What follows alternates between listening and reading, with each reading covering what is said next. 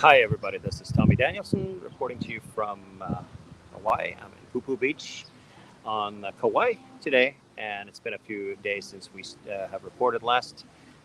Rudy is supposed to join. I'm not sure if it's another time zone boo boo here, but who cares? We're going to start rolling on the list of interesting things we have going on in the last week or so from in the travel and the miles and points industry.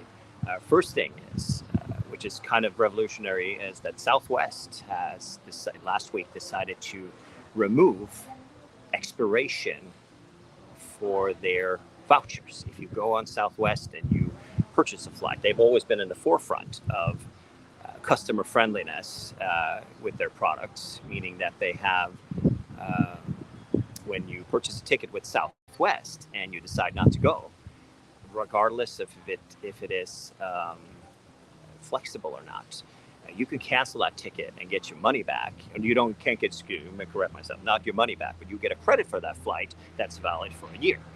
Well, the last week, and also, as you know, if you fly Southwest a little bit, I do every once in a while, but at the end of the day, for most mates, they've made for mostly shorter flights.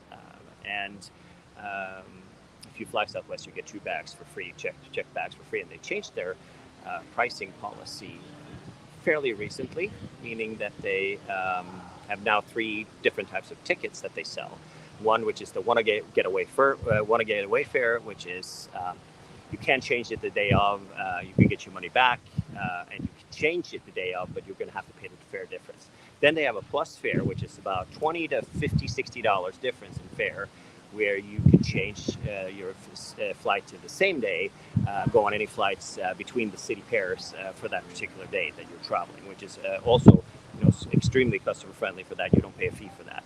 And then they have the business select, which is you boarded between, as one of the 15 first people to board a plane on when you're flying with them, since they have open seating. That's always a good thing. And now they have changed it so if you purchase a ticket on Southwest and you have to cancel, and you can cancel that flight up till 10 minutes before departure. You can cancel that flight. You get the credit, and it never expires, which is incredibly customer friendly and is great when there's uncertainty right now. Not just the pandemic, but also finances. You plan in advance. Maybe you lose your job, or maybe things happen, and you're just less dependent on thinking about things before you go out and you travel. You can just buy that ticket, and then if you decide not to go, then Southwest got your back. Sounds like a Southwest commercial, but I think that anything that's consumer friendly is something that's great, and I think that is another gracious move of our friends out of Dallas that knows how to run a customer friendly airline. And guess what? It's the only airline that has been profitable for every year in existence, and except for through the pandemic, and they're now back to profitability. So that's the first travel minutes thing that I have. Second one for today, I wanted to talk a little about the daily getaways. If you Google daily getaways, it happened in the last week and a half. The U.S. Travel Association has a sale every year where they sell points. You can Google it. They just do U.S. Travel Association daily getaways. The thing has now ended, but it happens once a year. And when it happens, then Rudy's trying to get on. Just give me 1 second. Just log on, then, Rudy. I can't see you. Oh, here he is. Let me add him to the Rudolph. Yeah, sure. I think that was Rudy's abdomen that we got there, not the other side. You're live, by the way. So, and so is that diesel truck that's right there. I'm going to just keep talking with my second thing. So the daily getaways are happens once a year, and it's a sale that they have where they sell miles and points for various organizations or have specific offers. This year there were some offers. I don't, to be honest with you, I went through them. You can buy Hilton Honors points, you can buy IHG points, you can buy Hyatt points, and the Hyatt points offer was, it wasn't particularly good.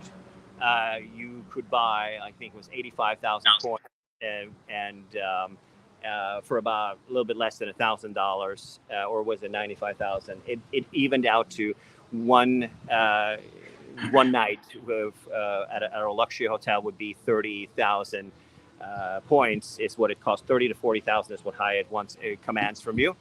But I really didn't feel like I saw the value in that. I did, however, see the value in the Choice Hotels offer, and there are still some of those for sale on your website. So why is the Choice Hotels offer so good?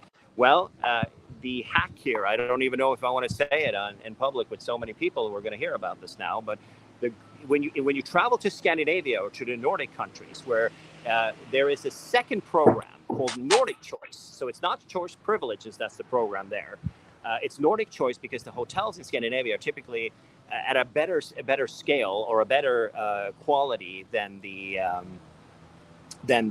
Choice hotels that we're used to here. So luxury 5-star hotels, there's about 30 of them, and the value that you can get from the Choice points. So literally, Rudy, I bought $2,000 worth of points. Yes.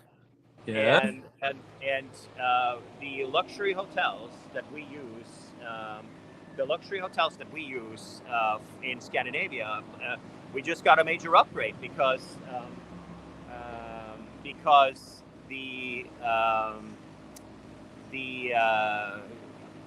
there's a hotel in Oslo and there's a hotel in Copenhagen, which are both 20,000 points per night, which is equivalent to about, with the offer that I just purchased, is equivalent to about $106 a night, including full breakfast at a 5-star hotel.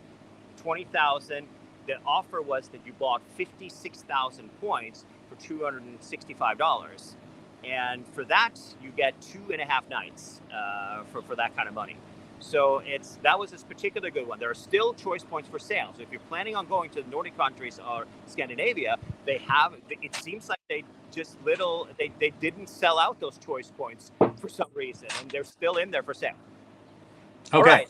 What do you Sorry have? that this is from the bike helmet I just took off. I have not been beat about the head. Couple things.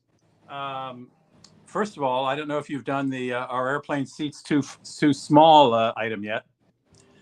I have not. I have to move because a truck pulled up next to the. Okay, well, I'll take it. In October of 2018, Congress told the FAA it had a year to determine whether the seats are too small on airplanes for safety reasons, not necessarily comfort of passengers, but safety. That was 2018. It's now 2022. They never got around to it. So Congress is insisting they do it now. So the FAA has just announced a 90-day window where you can weigh in on the size of seats. Now, again, Americans have gotten bigger, gotten smaller. So there are a lot of people going, well, I sure hope they make it bigger than 17 inches wide in coach or less. Right. Maybe they will, but the FAA only looks at safety considerations. Are the seats large enough for you to get out, everybody to evacuate the plane in a timely manner should an emergency occur?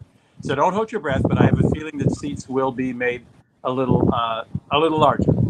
But again, it's not because they're worried about my comfort or your comfort. It's because I don't think they're worried about that, but I think they are to an extent because people are now out. This summer has been abysmal for travelers. The politicians are thinking about that. That people will be grateful if they tell the airlines, look, you got to make the seats a little bigger. You got to get rid of a couple seats on that plane so you can make them all a little bigger or whatever they got to do. I agree. So we know that the limitation on narrow body planes, on 737s and Airbus 320s, is 3+3. That's not going to change. So we know that that's for a fact. So then it comes down to legroom. And you see some of the airlines, the general in the back, all way at the back of the back, on some of the U.S. carriers, you'll see some seats that have some pretty, hey, it's Angel Castellanos is stopping by. How you doing there, kid? It's just, that's cool. It'd be fun to see. I don't expect anything revolutionary to happen out of that, to be quite frank. Nor do I. The U.S. carriers. This country is run by good Lord Almighty. It's run by bureaucrats, politicians, statisticians. Yeah, it's run by politicians, but the guys who pitch to the politicians and my goodness. All right, the other thing I want, we've been picking on Heathrow and Schiphol for flight delays, but actually the worst flight delays in July happened at Brussels airports, where 72% of the flights were delayed. And Schiphol makes number 8, and Gatwick makes number 10. Heathrow isn't even in the top 10 for flight delays. So That's interesting. it's Brussels. Is it related Frankfurt. to a specific airline that might be on No. strike or something? I don't think so. I think it's all airlines put together. Brussels, number 1, Brussels, number 2, Frankfurt, then Eindhoven, Luton, and so on. Lisbon, Charles de Gaulle, Schiphol, Côte d'Azur in the south of France, and Gatwick Airport are the top 10. So that's interesting. There you go. Do with it. No, well, listen, we've had a couple of first-hand experiences. I know that my friend Charlie, I helped him out getting from with the SAS strike. His flight was canceled and getting him back. Oh yeah, he handled most of it himself. But also on Friday, my brother got into trouble. I guess it kind of snowballed the week with Lufthansa because of the strike. They had a one-day strike last week. And it snowballed into the weekend. He flew from Lyon. As you know, he has a place in Burgundy, in the countryside there. And he's been there all summer. He had to go home to do some work while his wife stays down there. So he'll be home for a few weeks. And flies to Frankfurt on Lufthansa. Gets to Frankfurt, gets off the plane. Boom! His flight to Oslo is canceled. Next flight available. He was there Friday afternoon, evening. Monday at 1:30. Oh, my God. Come back on Monday. This was on Friday.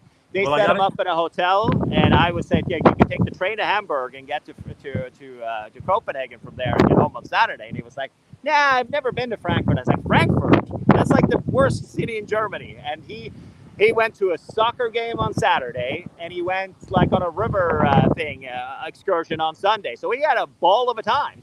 There you go. Well, I sailed right through Orly Airport. I was flying French B, and I had a premium seat, which is not all that expensive. And I sailed right through Orly Airport with the greatest of ease. I will tell you, I was in Paris the last few days. I have never seen so many Americans, and I've never seen such long lines at the Louvre. I mean, it was incredible. Right. I passed it twice on Saturday. The rear entrance by the pyramid.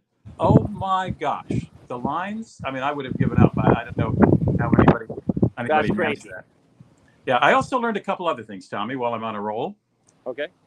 It used to be when you bought a Eurail ticket, you could use it on almost any train. You just walk up, and if there's a seat, you had it. Mm-hmm. They don't tell you when you buy the ticket. I heard from 2 different people who told me about it. But when you buy your Eurail pass, you should book your seats immediately. They don't tell you that. And you have the illusion that, well, if there's a seat I can get on. Not right. I had 2 separate people while I was in Paris tell me, they had the Eurail pass. It was great. They went to the train station. They said, well, we have seats. Yeah, but your Eurail pass isn't valid for these seats. You'll need to pay another $220. And apparently they tell you that after you buy the ticket now. They don't tell you before you buy the Eurail pass. And that's bad. Well, Europe is pretty good at taking care of that kind of stuff. So I wouldn't be surprised that there's something that's going to be a crackdown on that. Well, I hope so. Okay. I've already and the other thing is, I have one other gripe. So I had to overnight because French B comes in late to Newark. I had to overnight at the Marriott at Newark Airport before taking a morning flight. I had an afternoon flight to Minneapolis-St. Paul, where I was there with my live. And I woke up going, why do I want to wait for a 3:30 flight? Now I'm Diamond, 1 million miler. I'm supposed to be able to change my ticket the same day if there's space available and get on an earlier flight. So I call and they say, well, no, you're in economy comfort. There's economy comfort, and business class. I said, and there are no economy comfort seats available. I said, that's all right. Is there any? Oh, there's one left in coach. I said, great, I'll just downgrade. Okay, that will be another. My ticket was, by the way, $198 because I bought it a couple months ago. They said, okay, that's another $327. I said, what? Wait a minute, Delta. I'm downgrading. I'm giving you a more expensive seat you can sell later today. No, it's got to be in the same class of service. I said, are there any in first? Yes. Can you upgrade me? No. They just said, it's got to be in this. You bought an economy comfort ticket. If there's no economy comfort ticket, we can't put you on an earlier flight. We can't even downgrade to the coach.